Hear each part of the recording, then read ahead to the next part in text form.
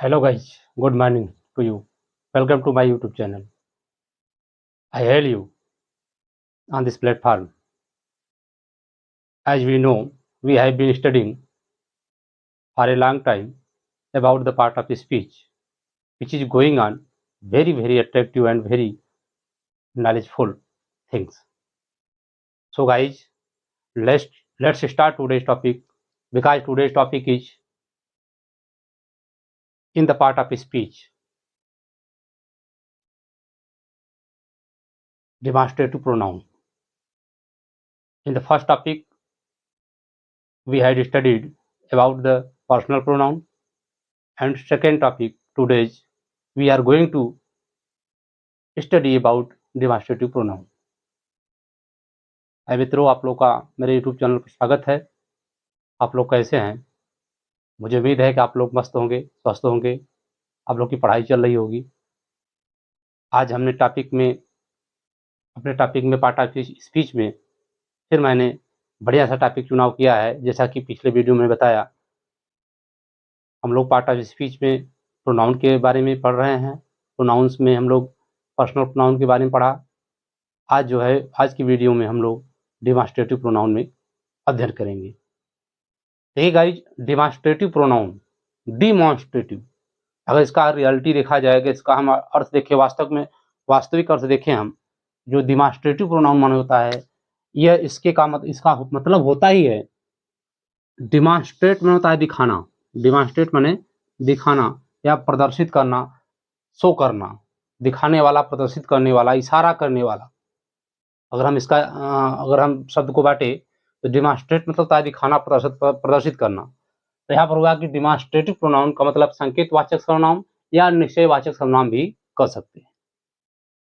अब अगर हम थोड़ा सा देखिए, तर्क के द्वारा समझने का प्रयास कर रहे हैं, हम इसको रट्टाफिकेशन के द्वारा नहीं, हम समझने का प्रयास कर रहे हैं। समझेंगे कैसे कि डिमॉन्स्ट्रेटिव प्रोनाउन वे प्रोनाउन होते हैं जो किसी नाउन या संज्ञा की ओर संकेत करते हैं। मेरी बात को ध्यान दीजिएगा, मैं क्या कर रहा हूं। डिमॉन्स्ट्रेटिव प्रोनाउन वे प्रोनाउन होते हैं, मतलब संकेतवाचक सर्वनाम वे सर्वनाम होते हैं जो किसी नाउन की ओर इशारा करते हैं या संकेत करते हैं। आई होप कि आप मेरी बात को समझ रहे हैं। मैं फिर रिपीट करना चाहूंगा कि डिमॉन्स्ट्रेटिव प्रोनाउन वे प्रोनाउन होते हैं, संकेतवाचक या निश्चयवाचक सर्वनाम वे होते हैं जो किसी संज्ञा की ओर इशारा करते हैं, संकेत करते हैं। और इस प्रकार से मैंने लिखा जो किसी नाउन की ओर संकेत करते हैं या इशारा करते हैं, यह मुख्य रूप से हमारे कितने होते हैं? 7 होते हैं। मैं संख्या में ही इसको कन्वर्ट करके इसको हम लिमिट कर दिया कि 7 रूप में होते हैं, खासकर this, that, these, those, such, one और सेम। अब इसका अर्थ निकालें तो दिस का मतलब होता है, हम इसके बारे में अध्ययन कर चुके हैं, प्रयोग के बारे में। अब आप लोग को ध्यान आ रहा होगा, थोड़ा दिमाग लगाइएगा कि मैं क्या पढ़ा रहा हूँ। दिस के बारे में यह हो गया। दैट मीन्स होता है वह, ये भी मैंने पढ़ा दिया है। दीज माने ए, ठीक है, मैं ब्रैकेट लगाते जा रहा हूँ। दोज माने वे। सच माने होता है ऐसा, सच माने ऐसा। वन मीन्स होता है वाला, या वाला, वन मतलब एक मतलब नहीं है, वन मतलब वाला। और सेम माने होता है वही, सेम मतलब होता है वही। गाइस मेरी बात ध्यान दीजिएगा, मैं क्या कहना चाह रहा हूँ। डेमॉन्स्ट्रेटिव प्रोनाउन बड़ा ही अच्छा टॉपिक चल रहा है, इसमें बहुत ही बढ़िया टॉपिक चल रहा है, जान लीजिएगा। डेमॉन्स्ट्रेटिव प्रोनाउन जो है संकेतवाचक सर्वनाम में मुख्य रूप से 7 होते हैं। This, that, these, those, such, one और सेम। ऐसे भी याद कर सकते हैं तो याद हो जाएगा आपको। समझने का प्रयास करिएगा इसमें क्या कर रहा हूँ। संकेतवाचक सर्वनाम इनके द्वारा, दिस के द्वारा, डैट के द्वारा, दीज के द्वारा, दोज के द्वारा, सच के द्वारा, वन के द्वारा और सेम के द्वारा प्रदर्शित किया जाता है। अब आते हैं एग्जाम्पल के द्वारा समझने का प्रयास करते हैं। जैसे this is my book, this is my book मतलब पास की चीज है और एक वचन है और उसको इशारा कर रहा है कि यह मेरी पुस्तक है। दिस इज माई बुक, इशारा किया जाए दिस इज माई बुक, या पास में लेकर के दिस इज माई बुक, और हाथ में लेकर किताब पढ़ रहे हैं या कलम कर रहे हैं कि दिस इज माई पेन, इस तरह से मैं वाक्य बना सकता हूँ। तो ये क्या है जो है कि डेमॉन्स्ट्रेटिव प्रोनाउन में इसका एग्जांपल है दिस। और दूसरा है दैट इज योर पेन, इसके बारे में मैंने अध्ययन कर चुका हूँ, हम लोग बता चुके हैं, हमने अध्ययन किया था कि दैट दूर की वस्तु के लिए प्रयोग किया जाता है। दिस पास की वस्तु के लिए, दैट दूर की वस्तु के लिए। दीज का जो प्लूरल होता है वह दीज होता है और दैट का प्लूरल जो होता है वह दोज होता है, ये भी जानते रहिए, हम लोग पढ़ भी चुके हैं। पास की एक वचन के लिए दिस, दूर की एक वचन के लिए दैट, पास की अनेक वस्तु के लिए दीज और दूर की अनेक वस्तु के लिए दोज का प्रयोग किया जाता है। फिर तीसरा एग्जाम्पल आ जाते हैं हम कि दीज आर माई पेंसिल्स, ये मेरी पेंसिलें हैं। दोज आर योर पेन्स, वे तुम्हारे कलमें हैं। ये रहेगा, या तो समझ आ रहा है नहीं। पांचवा है सच ऑफ द सेम। अब इसके बारे में थोड़ा सा मैं डिटेल चल रहा हूँ, पहले रुक जाइए। चार एग्जाम्पल को मैं थोड़ा सा स्पष्ट करना चाहूंगा। देखिए, डिमॉन्स्ट्रेटिव प्रोनाउन तभी कहलाते हैं जब वे अकेले प्रयोग किए जाते हैं। मैं क्या कह रहा हूँ, डिमॉन्स्ट्रेटिव प्रोनाउन तभी होते हैं जब वे अकेले प्रयोग किए जाते हैं, उनके साथ कोई नाउन नहीं आता है। से दिस के बाद इज आया है, तब आया है माई, फिर बुक। यह क्या है, हमारा डिमॉन्स्ट्रेटिव प्रोनाउन है। एग्जाम्पल जिसका चल रहा है, किसका चल रहा है, डिमॉन्स्ट्रेटिव प्रोनाउन का। लेकिन अगर इसी को हम ऐसे करें, इसी को हम सेम ऐसे करें कि जो दिस इज माई बुक है, तो अगर हम कर देते हैं कि this book is mine, MINE, समझने का प्रयास करिएगा। This book is mine, MINE। अब हमारा क्या हो जाएगा, यह डिमॉन्स्ट्रेटिव एडजेक्टिव हो जाएगा। क्या हो जाएगा, एडजेक्टिव। ठीक है, डिमॉन्स्ट्रेटिव एडजेक्टिव हमारा बन जाएगा जब दिस दैट या जितने भी वर्ड मैंने बताया है सातों में से, इसके बाद तुरंत संबंधित क्या आ जाए, नाउन आ जाए, तो क्या हो जाएगा, डिमॉन्स्ट्रेटिव एडजेक्टिव हो जाएगा। अब ऐसे क्या है, यह अलग पद प्रयोग किया गया है, this is my book, book को अलग कर दिया गया है। अब इस तरह से वाक्य अगर आ गया तो क्या करेंगे, देखिए माइन जो है मैंने बताया पिछले वीडियो में, पर्सनल प्रोनाउन के बारे में मैंने बताया था, स्टडी बनाकर मैंने बताया था, देखेंगे लास्ट वीडियो में सर्च कर लीजिएगा, तो उसमें देखेंगे आप लोग माई के बारे में, आई के बारे में, मी के बारे में, माइन के बारे में मैंने बताया था। पॉसेसिव केस के बारे में मैंने बताया था, 2 पार्ट करके, प्रोनाउन और एडजेक्टिव के बारे में। तो क्या हो गया, माइन हो गया। अब Ajay that is your pen, इसका अगर बनाएंगे हम तो दैट पेन इज योर्स हो जाएगा, दैट पेन इज योर्स। ये भी क्या हो जाएगा, डिमॉन्स्ट्रेटिव एडजेक्टिव हो जाएगा। आई होप कि आप लोग मेरी बात को समझ रहे हैं। डी लेके मैं छोड़ दिया, डिमॉन्स्ट्रेटिव एडजेक्टिव। जब ये एकदम स्वतंत्र रूप से अलग प्रयोग किए जाते हैं, इसके साथ कोई नाउन नहीं आता है, तो क्या माने जाएंगे, प्रोनाउन माने जाएंगे। अगर नाउन का प्रयोग साथ में करते हैं, संज्ञा का प्रयोग कर दिया जाता है तुरंत इसके बाद, तो क्या हो जाएगा, डिमॉन्स्ट्रेटिव एडजेक्टिव हो जाएगा। इस अंतर को जानते रहिए। जैसे कहा जाए कि these are my pencil, these are my pencil, इसको अगर बनाएंगे these pencils are mine, these pencils are mine, तो ये भी हमारा क्या हो जाएगा, एडजेक्टिव हो जा रहा है, डिमॉन्स्ट्रेटिव एडजेक्टिव। फिर ऐसे है दीज आर योर पेन्स, इसका हो जाएगा दोज है, दोज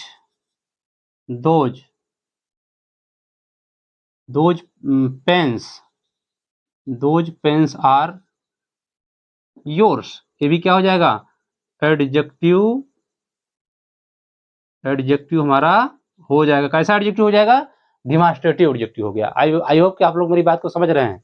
मैंने बताया कि जब इसके बाद में क्या हो जाए, कोई नाउंस आ जाता है तुरंत, तब क्या माने जाते हैं, वो डिमॉन्स्ट्रेटिव एडजेक्टिव माने जाते हैं, और नहीं प्रयोग किए जाते हैं तो क्या माने जाते हैं, डिमॉन्स्ट्रेटिव प्रोनाउन माने जाते हैं। इनको मैंने अंतर एग्जाम्पल के द्वारा स्पष्ट कर दिया। मुझे पूरा यकीन है मुझे कि आप लोग को अच्छी तरह समझ आ रहा होगा। आई बात समझ में। अब आ जाते हैं 5वां एग्जाम्पल पर, such of the boys. Such of the boys, such माने जैसा कि मैंने बताया है, सच माने क्या होता है, ऐसा। तो such of the boys as came late, ऐसे लड़के, देखिए अब इशारा किया जा रहा है, जो लड़के आ गए होंगे उसके बारे में कह रहा है कि सच एज द बॉयज, ऐसे लड़के, such of the boys as came late, जो लेट आए हैं, शैल बी पनिश्ड, उनको अवश्य रूप से दंडित किया जाना चाहिए। ऐसे लड़के जो लेट आए हैं, इशारा किया गया उसमें कि ऐसे लड़के जो लेट आए हैं उनको अवश्य रूप से दंडित किया जाना चाहिए। क्योंकि यहाँ शैल बी का प्रयोग किया गया है। शैल जो है अनिवार्यता, कंपल्सिटी को दर्शाता है। फिर आ जाइए, दिस बुक इज माइन। अब देखिए थोड़ा सा मैं इसको कंबाइन बताने का प्रयास कर रहा हूँ। किसका प्रयोग? वन का प्रयोग बता रहा हूँ, जो वाला के अर्थ में है, वाला वाला। दिस बुक इज माइन, अगर बुक का प्रयोग हम पहले ना करते तो क्या हो जाता है? डिमॉन्स्ट्रेटिव प्रोनाउन होता, लेकिन यहाँ पर क्या हो गया? डिमॉन्स्ट्रेटिव एडजेक्टिव हो गया। दिस बुक इज माइन, यह किताब मेरी ही है। दैट वन इज योर, वह वाला तुम्हारी है। वन का मतलब होता है वाला। अच्छा, अगर हम जो वन है, वन का अगर प्लूरल बनाएंगे हम, वन का प्लूरल जो बनाएंगे तो वंस हो जाता है। क्या हो जाता है? वंस। अगर इसी को बनाएं कि दीज बुक्स आर माइन, मेरी बात को ध्यान दीजिएगा, these books are mine that ones are yours, इस तरह से इसका बहुवचन बन जाता है, दैट वंस आर योर्स। तो ठीक है, आगे फिर आ जाते हैं 7वें नंबर पर। The same is the case with me. अब देखिए, सेम का मतलब मैंने बताया कि वही, कह रहा है कि the same is the case with me, यह अवस्था ठीक मेरे साथ है, ऐसा ही है। से मतलब बता है वही अवस्था मेरे साथ भी है। The same is the case with me, case means अवस्था या दशा, यह अवस्था या समस्या जो है ठीक वही मेरे साथ भी है। अच्छा, सब लोग बोलते हैं गुड मॉर्निंग, कहेंगे सेम गुड मॉर्निंग, या कोई जब बधाई की बात करते हैं तो कहते हैं सेम टू यू, वैसा ही आपके साथ किया जाता है। तो हमने आज जो है क्या किया? डिमॉन्स्ट्रेटिव प्रोनाउन के बारे में हम लोग ने इसके बारे में देखा। अब मैं अगले पार्ट में हम लोग चलने जा रहे हैं, डिमॉन्स्ट्रेटिव बाद डिस्ट्रीब्यूटिव का प्रयोग करने वाले हैं। तो आप लोग आज इसको इसके साथ लीजिए, ताकि मैं इसको फिर इरेज करने वाला हूँ, फिर आगे चलता हूँ। ठीक है?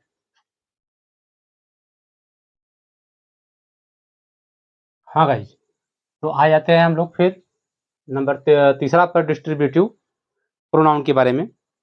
तो डिस्ट्रीब्यूटिव प्रोनाउन के बारे में मैं थोड़ा सा फिर इसको बताना चाहूँगा कि डिस्ट्रीब्यूटिव प्रोनाउन का मतलब होता है विभाग सूचक सर्वनाम, जो अलग-अलग डिस्ट्रीब्यूटली, मतलब इसको सेपरेटली कह सकते हैं, अलग-अलग बाँटने के लिए हम क्या करते हैं? डिस्ट्रीब्यूटिव प्रोनाउन का प्रयोग करते हैं। ठीक है? डिस्ट्रीब्यूटिव हमारा आ गया जो है कि तीसरा number point, distributive pronoun, DISTRIBUTIVPRONOUN। Distributive pronoun मतलब होता है विभागवाचक, बाँटने वाला सर्वनाम। देखिए इसका प्रयोग कहाँ होता है? ध्यान दीजिएगा। जो वाक्य में प्रयुक्त व्यक्तियों या वस्तुओं में से प्रत्येक व्यक्ति या वस्तु की ओर बताने के लिए प्रयोग किया जाए, जहाँ ग्रुप की बात आ जाए, समूह की बात आ जाए, उनमें से प्रत्येक व्यक्ति के बारे में दर्शाया जाए, क्या हो जाएगा? वहाँ डिस्ट्रीब्यूटिव प्रोनाउन हो जाता है। जैसे एग्जाम्पल में लिखा, देखिए डिस्ट्रीब्यूटिव प्रोनाउन में खास कर ये आते हैं, ईच आते हैं, आइदर आते हैं, नीदर आते हैं, ठीक है, एनी आते हैं, नन आते हैं, या नो वन आते हैं। मैं फिर रिपीट करना चाहूंगा, आपको ध्यान दीजिएगा। ईच, ईच माने प्रत्येक में से एक, मैंने दो व्यक्तियों के लिए ईच का प्रयोग किया जाता है, कभी कभी दो से अधिक के लिए प्रयोग किया जाता है। कि पहले ज्यादातर मान के लिए कि दो वस्तुओं के लिए ईच का प्रयोग करते हैं, ईच के लिए और आइदर के लिए, हाँ, दो में से एक के लिए प्रयोग करते हैं ईच का प्रयोग। आइदर का भी प्रयोग क्या करते हैं? दो में से एक के लिए प्रयोग करते हैं। और नाइदर क्या करते हैं? ये भी दो में से एक भी के लिए नहीं प्रयोग किया जाता है। ईच और आइदर जो है दो में से एक के लिए प्रयोग किया जाता है, और नीदर का प्रयोग दो में से एक भी के लिए प्रयोग नहीं किया जाता है। और यह एनी और नन और जो नो वन है, यह एक से अनेक जो है नाउन्स के साथ प्रयोग किए जाते हैं। जहाँ पर अनेक नाउन्स हों वहाँ पर उसके लिए प्रयोग किया जाता है। आ जाते हैं एग्जाम्पल के द्वारा समझने का प्रयास करते हैं।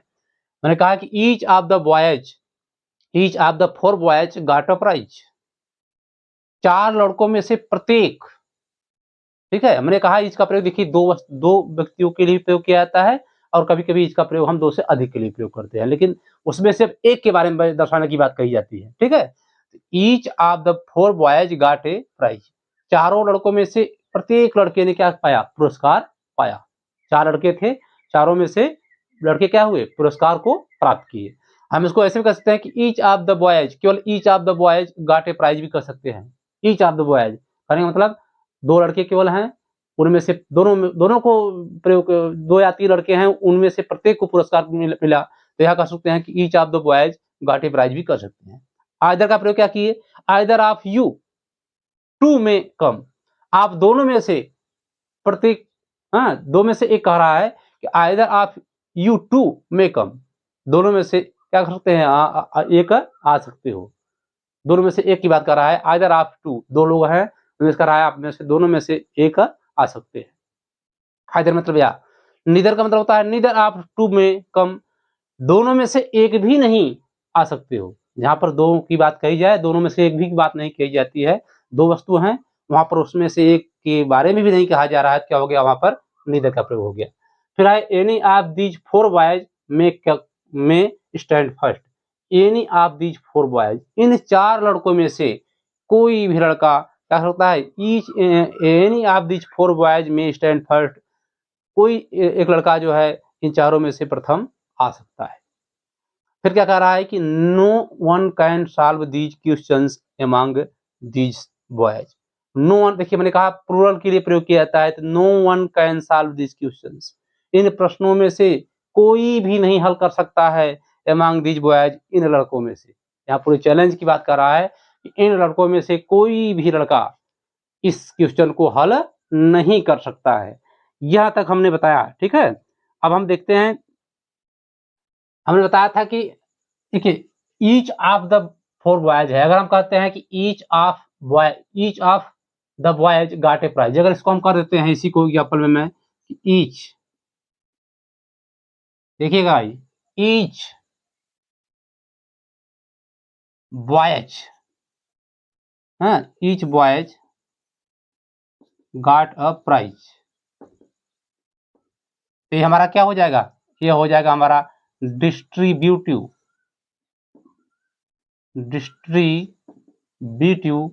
एडजेक्टिव बन जाएगा। क्या बन जाएगा, डिस्ट्रीब्यूटिव एडजेक्टिव बन जाएगा।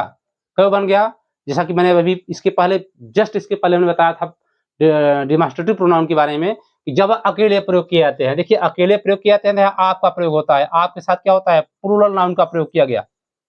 मैं थोड़ा सा क्लियर करना चाहता हूँ, फिर समझ लीजिएगा एक बार कि ईच के बाद each of the four boys, अगर फोर नहीं लगाते हैं तो क्या होगा, ईच ऑफ द बॉयज भी कर सकते हैं।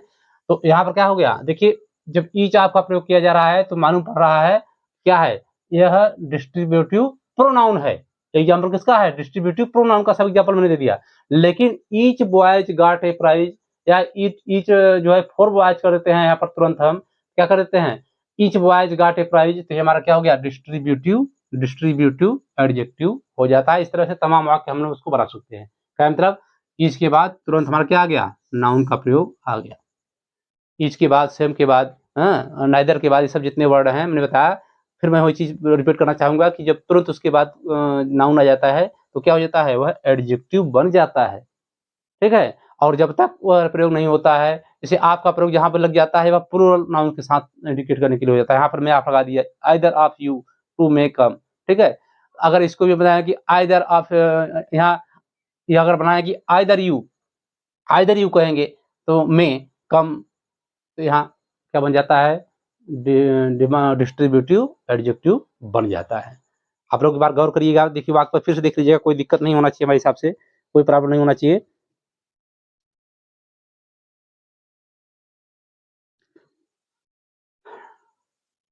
ठीक है गाइस, तो हमारे हिसाब से तो कोई दिक्कत नहीं होना चाहिए कि हमने डिस्ट्रीब्यूटिव प्रोनाउन के बारे में क्या कहा कि जो वाक्य में प्रयुक्त व्यक्तियों या वस्तुओं में से प्रत्येक व्यक्ति या वस्तु के लिए प्रयोग किए जाते हैं वह सब वर्ड आते हैं, ईच आते हैं, आइदर आते हैं, नाइदर, एनी, नन, वन।